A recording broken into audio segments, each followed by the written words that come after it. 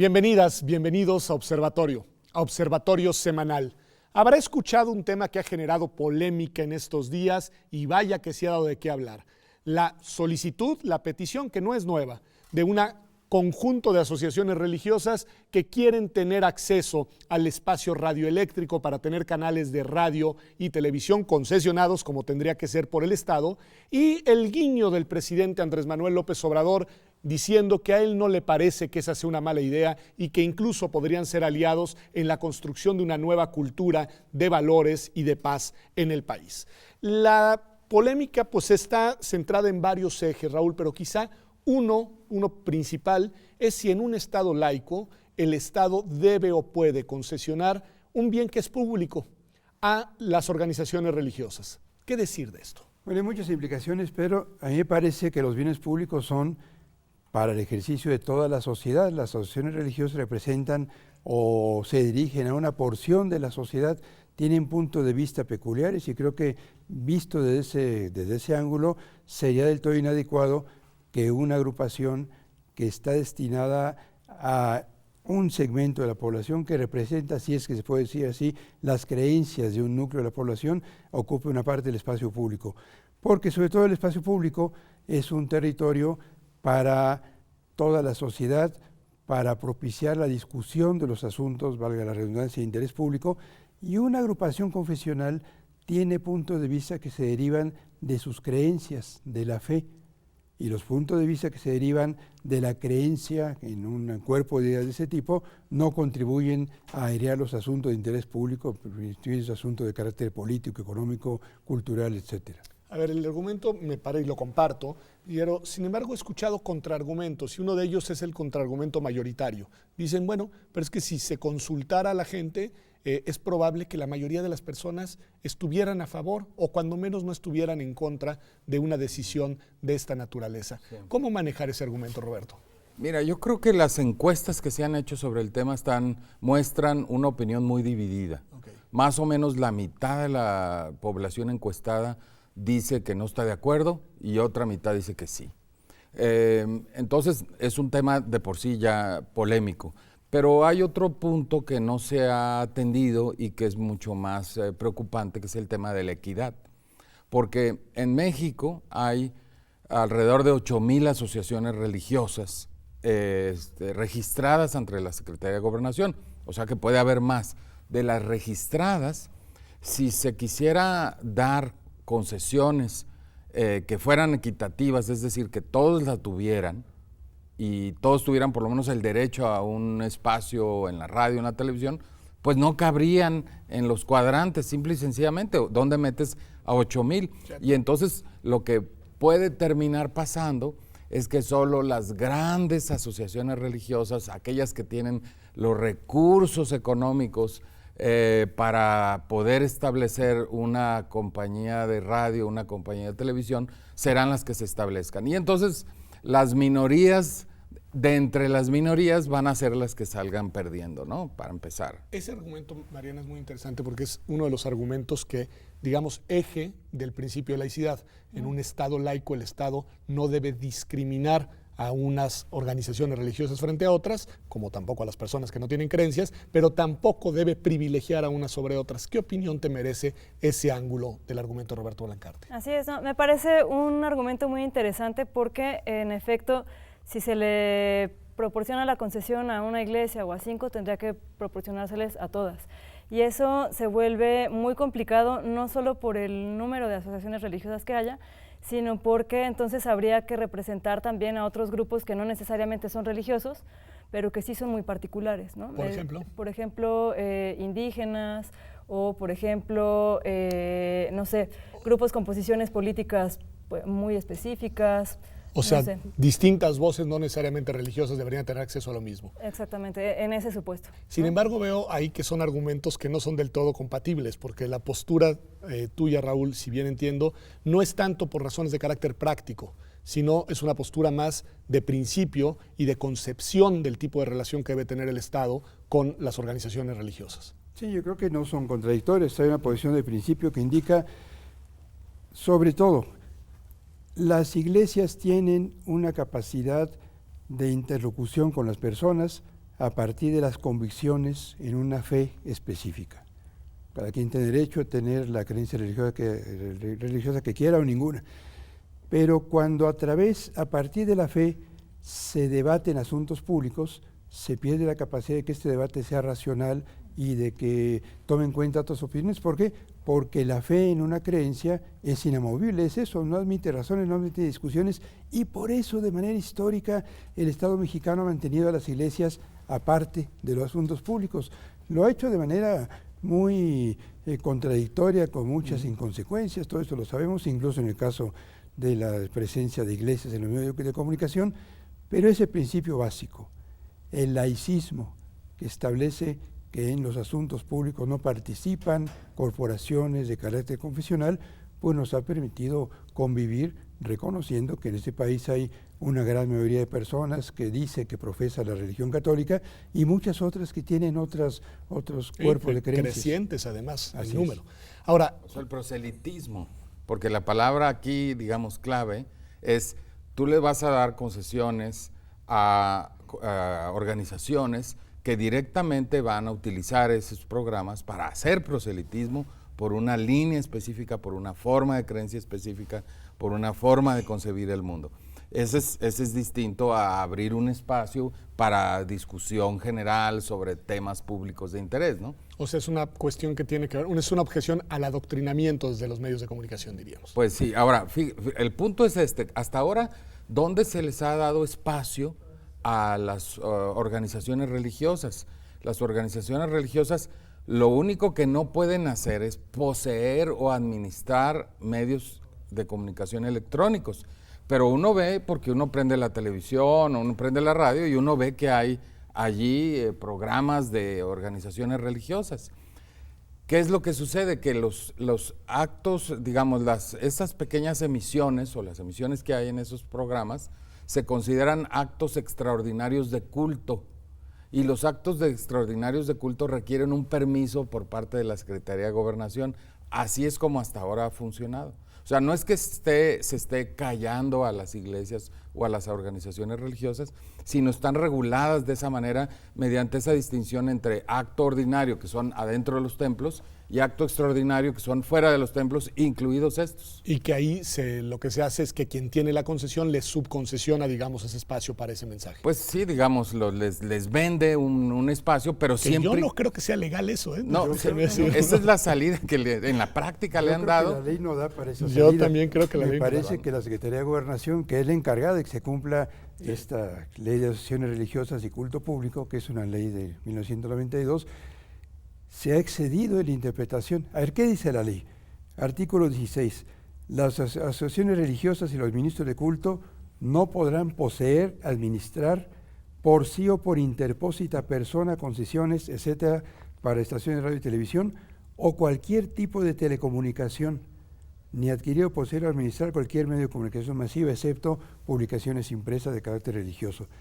Si esto se aplicara al pie de la letra, voy a exagerar y no propongo que se ocurra, pero es un ejemplo, no podría haber sitios web de iglesias, porque son medios de comunicación sustentados en plataformas de telecomunicaciones. Pero además la ley dice en el siguiente artículo, a esto se refiere Roberto, que las agrupaciones religiosas solo de manera extraordinaria podrán transmitir o difundir actos de culto religioso. Bueno, los programas que vemos a medianoche en la televisión comercial, que son un negocio, o en la radio comercial, no son actos de culto religioso, son programas de propaganda religiosa que por una parte han implicado que la Secretaría de Gobernación se excede en su facultad para autorizar, y si no los autoriza, peor todavía, estos programas, pero además son un negocio de los concesionarios privados. Pongo un ejemplo, con esto termino. Radio Fórmula es una cadena que tiene una gran cantidad de programas de información y opinión que muchos de nosotros escuchamos.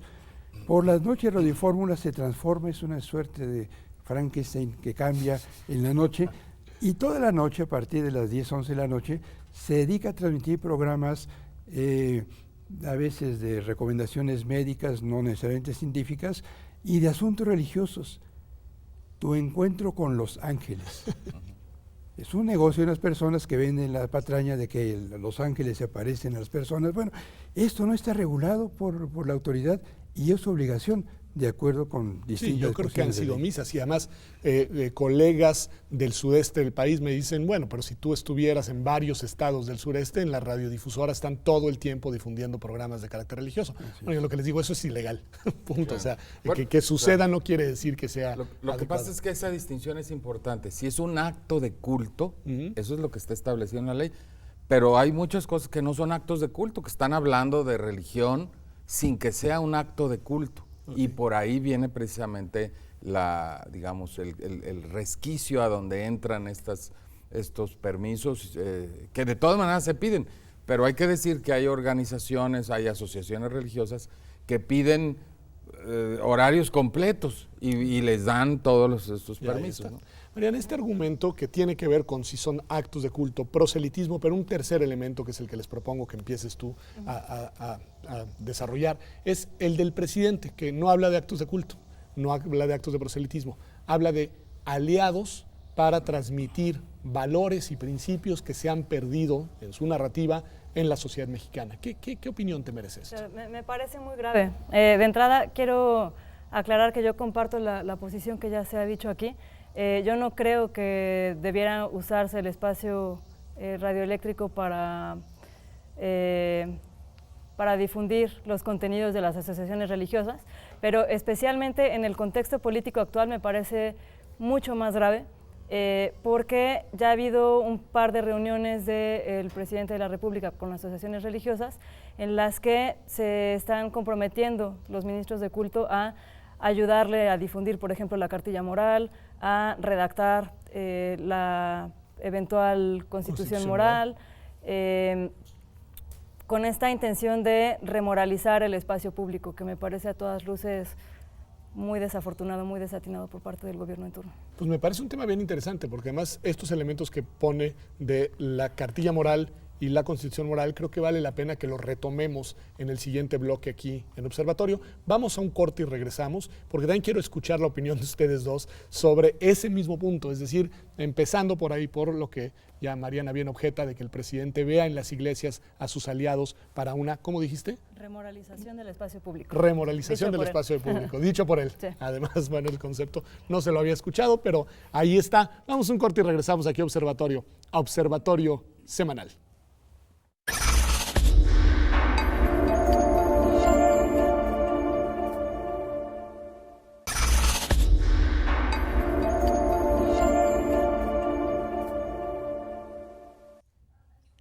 Ya estamos de vuelta aquí en Observatorio Semanal, y estamos hablando de los desafíos para el Estado laico que supone algunas de las posiciones, no solamente del presidente de la República, seguramente también de un grupo importante de parte de su gobierno, y por supuesto de las asociaciones religiosas que desde hace tiempo han tenido una agenda pues muy clara que tiene como objetivo llegar a los medios de comunicación y también a la escuela pública, es el otro argumento que hoy no hemos escuchado, pero que es históricamente, digamos, un reclamo o un punto en la agenda de sus peticiones. Pero Roberto, hablábamos en el cierre del bloque de esta postura del presidente, de que lo que ve en las asociaciones religiosas son los aliados que necesita para reconstituir moralmente al país, un país que la violencia, el dolor, el sufrimiento, pues se ha, digamos, hecho patente de muchas maneras en nuestra convivencia cotidiana, y el presidente dice: lo que necesitamos es educar de otra manera, con valores y principios, y las iglesias serán mis aliadas en esto. Sí, mira, yo creo que Mariana tiene mucha razón en plantear este asunto, porque nos muestra que el tema de los medios de comunicación es relativamente secundario frente al problema más importante, que es la dilución de del principio de separación Estado-Iglesias. Porque el problema con esto es que el presidente de la República está trayendo a la esfera pública a las agrupaciones religiosas y está pidiéndoles que hagan labores que le corresponden al Estado. Y está él al mismo tiempo, en ocasiones, presentándose como ministro de culto prácticamente, o como líder cuasi religioso, hablando de Dios y del diablo y del bien y del mal, con lo cual él en realidad está, insisto, diluyendo este principio de separación. Y a mí eso me parece mucho más grave, digamos, porque precisamente está confundiendo esferas y está trayendo a las agrupaciones religiosas a un ámbito, a través ahora de esta sugerencia de los medios de comunicación electrónicos, a un espacio que después precisamente con mucha facilidad van a empezar a exigir otras cosas, ¿no? Pero de entrada, el traerlos, por ejemplo, a que traten de resolver problemas de la inseguridad o problemas de la violencia, asumiendo que lo que ellos pueden aportar son cosas que el Estado ya no puede hacer, es precisamente lo más grave. Porque yo creo que el llamado a que colaboren con los objetivos del Estado puede ser muy bueno. Y pues a toda la sociedad exacto, a toda la sociedad en general, siempre y cuando cada quien lo haga en su propia esfera.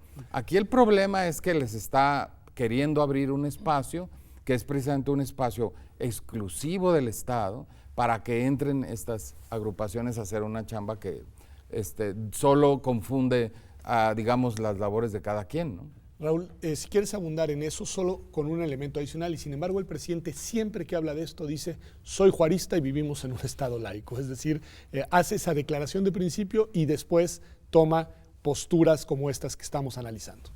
Igual que dice, estoy con los pobres, pero toma medidas privatizadoras de algunas zonas que ocupaba el Estado. Vaya, no hay mucha congruencia, más bien hay una reiterada vocación para apropiarse de lemas y de principios fundamentales en beneficio de un proyecto que no necesariamente coincide ni con el laicismo, ni el juarismo, ni con la economía popular, etcétera, etcétera.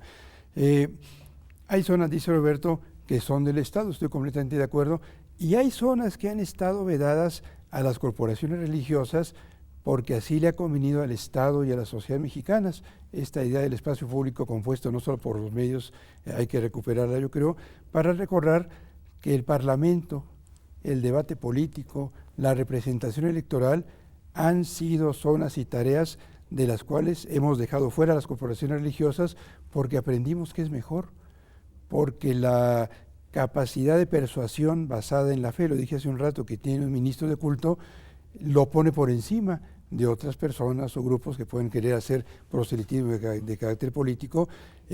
Por eso creo que el presidente se equivoca. Y el presidente además, dice Roberto, también coincido con él, se asume o se presenta como una suerte de ministro religioso o ministro que se apoya en convicciones. En muchos casos, hay que recordar, en las primeras horas de su gestión, apenas tomó posesión, fue al Zócalo y encabezó una ceremonia mística, religiosa. Eso va en contra de la ley. No se vale hacer ceremonias religiosas en sitios públicos, y él encabezó una con esta cosa del copal y toda esa parafernalia que puede ser muy folclórica, pero que revela una transgresión respecto a este lindero tradicional que ha dejado fuera a la religión de los asuntos públicos. Me parece importantísimo y iba a traer justamente el ejemplo y quiero escuchar tu opinión, Mariana, porque es un ejemplo que también he escuchado interpretaciones polémicas. Para mí, yo coincido con Raúl, era una ceremonia de talante religioso, llena de simbolismos religiosos, que está fuera de totalmente, pero además fuera de lo que establece el marco constitucional, porque aquí uno no está argumentando desde sus convicciones personales, sino desde lo que la Constitución y las leyes que tenemos vigentes establecen. Pero tu opinión sobre esa ceremonia. Claro, yo coincido con ustedes plenamente, Okay. Pero además me parece muy grave la argumentación que hay para defender este tipo de prácticas, ¿no? Por ejemplo, se ha dicho mucho que para representar a los pueblos indígenas que son minoritarios es válido hacer este tipo de cosas. Sí, que en realidad era eso, era un acercamiento y un reconocimiento a los pueblos indígenas por mucho tiempo marginados. Exacto, pero las leyes deberían de aplicar igual para todas y todos, ¿no? Entonces, en realidad el punto no es si se trata o no de una minoría, sino que simplemente la Constitución prohíbe el uso de elementos religiosos en ceremonias públicas, ¿no? Y creo que esta como confusión de argumentos se presenta también para el caso de los medios o de la propia cartilla moral, ¿no? El argumento que suele escucharse es que en tanto que no es de carácter obligatorio, no es violatorio del Estado laico, ¿no? Y creo que la confusión es la misma, ¿no? Pero aparte la ley de asociaciones religiosas y culto público, en el artículo 25, dice que los funcionarios municipales, estatales y federales no podrán participar en ceremonias religiosas de culto público con carácter oficial. Y el presidente llegó en la ceremonia con su banda tricolor y participó como presidente de la República en ese acto. Su primer acto de gobierno fue un acto donde violó la ley de asociaciones religiosas y culto público y por supuesto el artículo 130, el principio de separación, y el artículo 40 de la Constitución que establece la laicidad de la República. Su primer acto de gobierno violó ley y Constitución. Es muy Entonces duro, a mí me parece gravísimo, ¿no? Porque todavía Fox hizo un gesto, ¿se acuerdan? De un acto religioso, pero lo hizo en una actividad que ya paralela. Supuestamente no era presidente de la República, igualmente. pero cuando menos el gesto, en fin, tuvo el pudor de hacerlo de manera Pero en todo distinta. caso muy parecido, ¿no? Digo, tanto que se criticó y tanto que lo criticó y viene a ser prácticamente lo mismo, incluso peor, ¿no? Yo creo. ¿No? Totalmente de acuerdo. Raúl, ha traído Mariana a la mesa el tema de la cartilla moral y la constitución moral. ¿Qué opinión te merece, por un lado, digamos, ya la difusión, la divulgación de la cartilla moral, pues con recursos públicos y como parte de una estrategia moralizante del gobierno, y por el otro lado, la convocatoria y el anuncio, que todavía no sabemos hacia dónde va, de la famosa constitución moral? Eso es lo realmente preocupante. Bueno, que el gobierno difunda aquella cartilla de Reyes que ha sido publicitada en muchas ocasiones, pues no me parece especialmente relevante. Lo es porque el gobierno, el presidente López Obrador, ha hecho de este tema uno de los ejes anunciados por lo menos para el desarrollo de su gobierno, y porque parte de la idea, ya se comentó aquí, de que hay una ruptura moral que hay que remediar. Yo creo que la única manera como el Estado puede influir en la moral de las personas es haciendo que se aplique la ley. Si alguien comete un delito, que se cumpla la ley, pero el presidente no tiene por qué ser predicador. En su conducta personal, desde luego, puede tener un comportamiento moral ejemplar, es deseable que sí sea, pero no lo es así cuando trata de imponer su visión personal de las cosas al resto de la sociedad, y creo que es el problema. La llamada constitución moral, que está mal decirle así, ¿de qué va a resultar? De la inspiración de 4 o 5 gentes cercanas al presidente López Obrador que digan cómo se debe comportar la sociedad. Una constitución, y tú lo sabes mejor que nadie, es otra cosa. Vaya, llamarle así a esa colección de principios, si es que se llegan a hacer, creo que es pues está mal en comparación con nuestra auténtica constitución, que es resultado de un proceso histórico y legislativo bastante más complicado. Con un agravante adicional, ahorita te doy la palabra, Roberto, pero que es, bien lo dice Raúl, cuando hablas de una constitución moral o de un proyecto moral, supondría que hay una moral. Exacto. Y una manera de concebir la manera de interactuar con las otras y los otros en convivencia. Uh-huh. ¿Qué dirías de esto? De entrada, que en México eso es prácticamente imposible, dada la creciente diversificación de la propia sociedad mexicana, pero además de ese argumento social, pues bueno, también está prohibido por la ley, precisamente, ¿no? Entonces, me parece que es un proyecto que francamente no tiene pies ni cabeza ni razón de ser. Y quiero insistir mucho en esto, creo que es muy grave que además el argumento para defenderla sea su no obligatoriedad. O sea o no obligatorio, simplemente el Estado no tiene la facultad de regular la moral de las personas. Y además sería colocar un parámetro de lo que está bien y lo que está mal, que contribuiría todavía más a las muchas divisiones que ya existen en este país, Roberto. Bueno, yo dos cosas. A propósito de la cartilla moral, yo tengo un ejemplar de esa cartilla moral de Alfonso Reyes, de 1980-82, o sea, plena época neoliberal, es decir, cuando empezaba el neoliberalismo. ¿Editada por quién? Editada por la Secretaría de Educación Pública. Sí. El problema de esta edición es que la Secretaría de Educación Pública, en la actual edición, le agregó una introducción con elementos religiosos. Y eso va en contra del artículo 3º de la educación, de la Constitución, que establece que la educación del Estado será completamente ajena a cualquier doctrina religiosa. Y ahí la propia Secretaría de Educación no se aguantó y no nomás publicó la cartilla, cosa que ya ha sido publicada, sino que le agregó una serie de elementos religiosos, y eso sí es violatorio del artículo 3º. O sea, la propia Secretaría también violando sus propios principios. Y hay que decir que es introducción firmada por la Secretaría. Así es, ¿no? Porque ustedes la ven, métanse y la ven en internet. La introducción es de la Secretaría, es todo publicado por la Secretaría de Educación Pública, violando ese principio. Y el otro punto es que nuestra Constitución de los Estados Unidos mexicanos es una Constitución moral.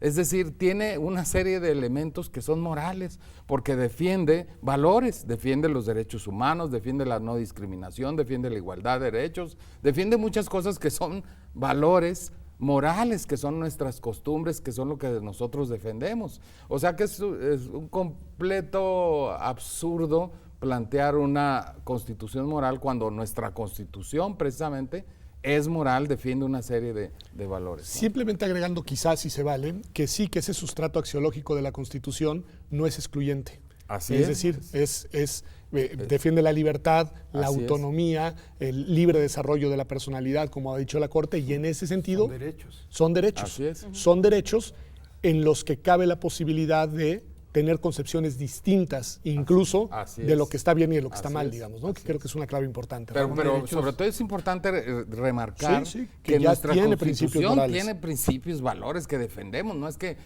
nuestra Constitución no tenga valores. La laicidad misma es un principio constitucional. Así es. Raúl, Yo perdón. prefiero verlos como derechos, son valores, por supuesto. Son derechos que como tales obligan al Estado a que sean cumplidos. Una persona puede ser mala, puede ser envidiosa, puede robarse cosas, es parte de su prerrogativa y el Estado tiene la obligación de sancionar esos delitos. Esa es yo creo que la diferencia. Independientemente de la maldad o el bien, ¿no? El bien o el mal, ¿no? Ahí sí es. No de censurarlos moralmente, sino Así de es. sancionarlos jurídicamente, ¿no? Que creo que es un punto importante. Vamos a un corte y regresamos aquí a Observatorio Semanal. Como ve, estamos hablando no solamente de la postura del presidente y de una parte del gobierno frente a las asociaciones religiosas, sino de las implicaciones y de las razones por las cuales en este país hemos apostado desde el siglo XIX por un Estado laico, tomándonoslo en serio. Ya volvemos aquí a Observatorio.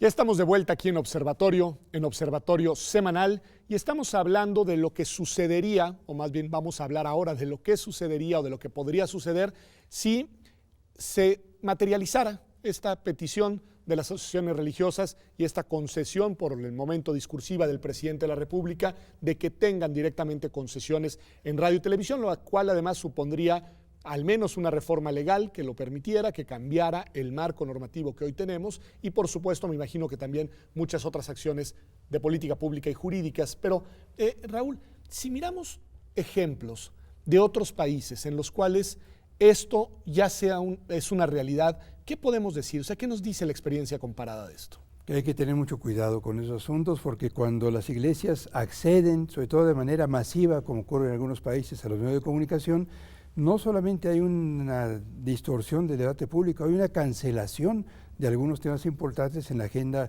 de la sociedad. Comentábamos antes de iniciar este bloque el caso de Brasil. En Brasil hay cadenas enteras de televisión y radio en manos de corporaciones religiosas. ¿Y qué ha pasado? Pues que hay asuntos que se dejan de discutir, que hay prejuicios que se le imponen a la sociedad y que hay asuntos en los cuales las concepciones fincadas en la fe religiosa se imponen por encima de los derechos y las libertades. Tú comentabas este asunto de que los niños deben vestirse de azul y las niñas de rosa. Añadiríamos la negativa a mantener en la agenda pública temas como el matrimonio igualitario. Totalmente. ¿Qué pasaría aquí, por ejemplo, si las iglesias tuvieran acceso abierto a los medios de comunicación?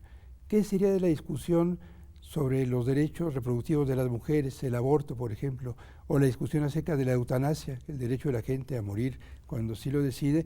Hay una enorme cantidad de temas que hoy en México se han podido debatir con mucha amplitud, que algunos ya han pasado a hacer cambios en las leyes, gracias a que tenemos diversidad de opiniones y libertad amplia para discutir a partir de hechos y razones y no de posiciones fincadas en las creencias religiosas. Y además transmitidas, te escuchaba y te lo pregunto, Mariana, desde una posición de privilegio, porque no es lo mismo que estos temas se discutan en una tertulia de sobremesa o en un ámbito, digamos, de discusión académica o de discusión pública en general, a que haya desde una posición de un medio de comunicación una postura que ni siquiera está dispuesta a la deliberación, sino al adoctrinamiento. Sí, por supuesto. Bueno, yo no quiero decir que quienes acceden a los medios de comunicación sean irracionales y entonces absorban como esponjas todo lo que se dice ahí. Sin embargo, es muy cierto que en la medida en que los medios están pues de alguna manera cooptados o administrados por una cúpula muy específica, es muy posible que los contenidos que difundan sean muy cerrados, ¿no? No, y tengan además una idea de adoctrinamiento. Aquí hay programas, me vino a la mente cuando escuchaba a Mariana la famosa Rosa de Guadalupe en Televisa, pero ¿tu opinión, Roberto? Mira, yo creo que, por supuesto, comparto la perspectiva de mis colegas, pero además yo creo que no se ha visto que no todos, el mundo evangélico, que se presentó como tal, está pidiendo estos cambios. En realidad, el presidente se reunió con una pequeñísima organización que no tiene... No es representativa. No, para nada, es una pequeñísima organización, digamos, no creo que lleguen a 100 iglesias y la verdadera capacidad de movilización es mucho menor. Respecto a las más de 4,000 o 4,500 asociaciones religiosas de corte evangélico que hay en el país. Por lo tanto, sería muy peligroso que el presidente esté escuchando a un grupito que además es evidentemente de los más conservadores, cuando hay muchos otros grupos evangélicos que defienden el Estado laico, que no quieren ese tipo de concesiones, que no les gusta la idea porque saben que se va a establecer una mayor desigualdad y que por supuesto no están a favor de esa supuesta representatividad que el presidente les otorgó a este pequeño grupo. Entonces a mí me parece muy grave porque los evangélicos en México existen, hay que reconocer, hay 10% de la población que es evangélica, pero no todos piensan igual. Y hay muchos que están de acuerdo con nosotros, hay muchos que están de acuerdo, tienen otras posturas y simple y sencillamente el presidente está nuevamente haciendo casi una iniciativa a partir de lo que oye, con lo que está oyendo a partir de un pequeño grupo muy conservador, que son los que quiere oír, porque muy probablemente el presidente piensa como ellos. Ese es un poco para mí el problema. Un actor un poco desdibujado en esta discusión en estos días, paradójicamente, hablando de estos temas, ha sido la Iglesia Católica. ¿Qué decir de esto? Porque su voz no se ha escuchado, no es hoy el actor que más nos preocupa por el lado de la laicidad. Algo ha pasado ahí, no sé qué podríamos decir de eso, Raúl. Yo creo que están esperando ver cómo funciona el panorama. Tú decías hace rato que el presidente se asume a sí mismo como laico y como juarista. El presidente tiene una concepción muy mecánica y muy maniquea de la historia. A veces da la impresión de que piensa que no estamos en el siglo XXI, sino a la mitad del siglo XIX, un poquito más para acá, y es posible que piense que parte de su embate lo tiene que librar contra la Iglesia Católica, a la que sigue ahí asumiendo se afirma su laicidad. como su idea muy distorsionada. Muy distanciada de la realidad de lo que es la Iglesia. Sí. Pero sería muy interesante si esa es la lógica. Yo creo que la Iglesia Católica está esperando porque, mira, en 1992, tanto la Iglesia Católica como las otras iglesias decidieron negarse el derecho a tener los medios de comunicación porque se tenían desconfianza mutua.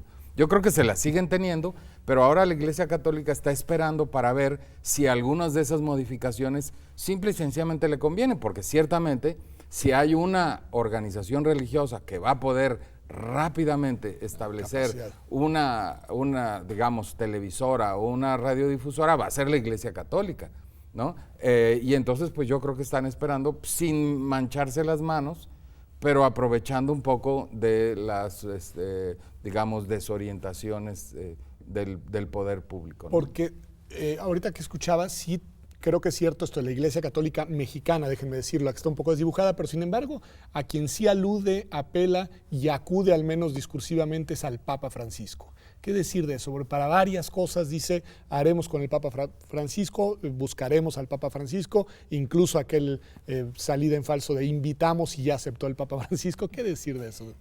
Bueno, creo que también tiene una visión muy distorsionada respecto de lo que es la Iglesia Católica, así como lo que decía Roberto hace un momento, ¿no? No es que el Papa represente a todos los católicos en México. Entonces creo que es una manera de, alguna manera, buscar la legitimidad frente a la población católica, pero sin saber si en realidad apelando al Papa se logra. Exactamente.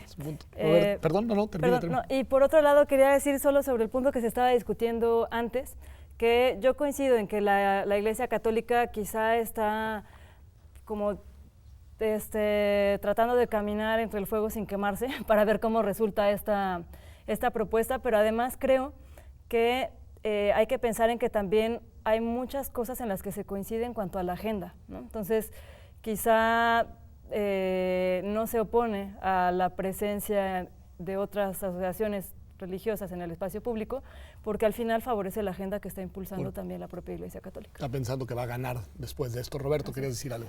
No, yo nada más digamos, respecto al Papa, yo creo que, y a la Iglesia Católica, yo creo que el presidente de la República tiene una enorme ambigüedad, porque por un lado, no sé si se acuerdan aquella carta que le mandó al Papa, por un lado manifiesta tonos anticlericales muy cercanos, digamos, a lo que un evangélico diría de la Iglesia Católica, y por el otro lado una especie de admiración al populismo progresista o semiprogresista del Papa, en donde sí, porque los pobres, etcétera. Entonces, esa enorme ambigüedad que es además característica de muchos políticos mexicanos, ¿no?, que se presentan como laicos cuando en realidad son más bien anticlericales, y que por otro lado a la primera oportunidad se le inclinan y se le arrodillan al Papa. Eso es lo que yo creo que está pasando. Me salgo un segundo del tema, pero es que escuché lo de la carta enviada al Papa y por el momento en el que va a salir este programa, no resisto preguntarte sobre la otra carta que envió el presidente de la República, en este caso al rey de España, pidiendo que se hicieran un acto de disculpas por hechos sucedidos durante la conquista. Raúl, ¿qué opinas de eso? Me llama la atención sobre todo el momento para decir eso. Bueno, cuando algunos de nosotros vimos esa versión en las redes digitales, pensamos que era una broma. Creo que estamos ante una situación en donde ya no hay memes capaces de rebasar la realidad, porque es mucho más extravagante y estrambótico lo que dice el presidente de la República, y estamos ante un problema muy serio. Más allá de esta petición absolutamente fuera de momento, se podría revisar la historia y encontrar muchos crímenes, etcétera, etcétera, pero no tiene sentido. Me llama la atención el timing, el sentido de la oportunidad política del presidente, o de veras está empeñado en una cruzada, lo digo en todos los sentidos del término, en donde él se asume como el que va a lavar las manchas muchas de la historia, o estaba utilizando ese asunto para distorsionar la discusión pública justo en los días en los que se estaba anunciando una nueva y muy severa restricción al gasto público. No sé cuál de las dos explicaciones sea la que funciona. Roberto, ¿algo quieres decir de esto? Pero ya me desvié. No, pero es que es un absoluto despropósito, y yo diría la mejor manera de echar a perder una buena relación que teníamos con España, y que no tenía ningún sentido hacer este tipo de desplantes. Pero además, quiero decir que no se ha notado cómo el problema fue que además el propio gobierno mexicano fue el que dio a conocer la carta cuando los españoles se habían quedado callados y no la habían hecho pública. Y entonces el querer sacar la carta como para sacar el debate y que aquello estalle fue el propio gobierno, y obviamente ahí sí el gobierno español tuvo que reaccionar. A mí me parece muy grave hacer un problema de algo que no existe. Muy bien. Mariana, regreso al tema, porque me salí, pero regreso. Sí. Es difícil, digamos, predecir qué va a suceder en las decisiones públicas, es difícil anticipar si las cosas se van a verificar o no, pero pues tenemos que hacer escenarios. Desde tu punto de vista, ¿qué crees que va a pasar en el tema de las concesiones de radio y televisión a las asociaciones religiosas. ¿Crees que va a avanzar ese tema o crees que ese tema al final fue simplemente uno de estos guiños que hace el presidente y que al final no se materializan, no se traducen en una reforma legal, no se traducen en una reasignación y regestión de los medios de comunicación y no se traducen en una política pública? Bueno, es difícil de predecir. Yo quisiera pensar en que solamente va a quedar como un guiño y nada más. Pero creo que la sociedad civil no está discutiendo mucho al respecto. Es un tema que ha pasado completamente a un plano secundario frente a todos los demás cambios que están ocurriendo durante esta administración gubernamental. Y en ese sentido, quizá podría pasar, ¿no? O sea, la atención no está centrada ahí. Ese es un buen punto, no es un tema que genere particulares reacciones, ¿verdad? Más que de un pequeño círculo que se dedica a hablar de estos temas y nosotros aquí. Exactamente. Pero... Claro, no, lo que pasa es que hay tantos que todos los días hay una nueva barbaridad nueva, una ocurrencia nueva, que no alcanzamos a discutirlas, ese es el punto, ¿no? Y que no sabemos a dónde llegan. Pero yo creo que sí existe un riesgo muy grande de que esto, precisamente por lo mismo, se cuele en el porque hay Congreso, quienes sí lo están empujando. Porque hay quienes en el Congreso sí lo están empujando, Pues claro. y yo creo que hay que tener mucho cuidado. Por la bancada del PES, ni más ni menos. Y además hay la idea, Roberto lo decía al comenzar el programa, de que no estaría mal que tuvieran medio las iglesias. En las encuestas decía él, si se le pregunta a la gente, ¿usted está de acuerdo en que tengan medio de comunicación, de que tengan derecho a los medios propios? Mucha gente dice que sí. Si se preguntara, ¿está usted de acuerdo en que las iglesias influyan en la sociedad a través de medios de comunicación propios? Quizá la respuesta sería otra. Y que también que desde los medios de comunicación fijen una agenda que, como bien decía Raúl, va conculcando derechos, va inhibiendo libertades, va restringiendo autonomías y sobre todo en agendas particularmente conservadoras que tienen que ver con los derechos sexuales y reproductivos, sobre todo de las mujeres, y que tienen que ver también con las diversidades en sentido amplio, las diversidades de toda naturaleza, las diversidades sexogenéricas, las diversidades de concepciones del mundo, las visiones no creyentes las visiones agnósticas, en fin, esas son las voces y las libertades que pierden, y eso es lo que hemos visto en otras latitudes y que están aquí muy cerca. Ya mencionaban ustedes Brasil, y a mí ese tema me parece que hay que tomárnoslo con la máxima seriedad, porque lo que está en juego son derechos, son libertades, pero también en el fondo es una concepción y una organización de un Estado laico que además pretendemos que viva en eso que llamamos democracia. Esto ha sido Observatorio Semanal. Nos vemos aquí, como todas las semanas, el próximo domingo en TV UNAM.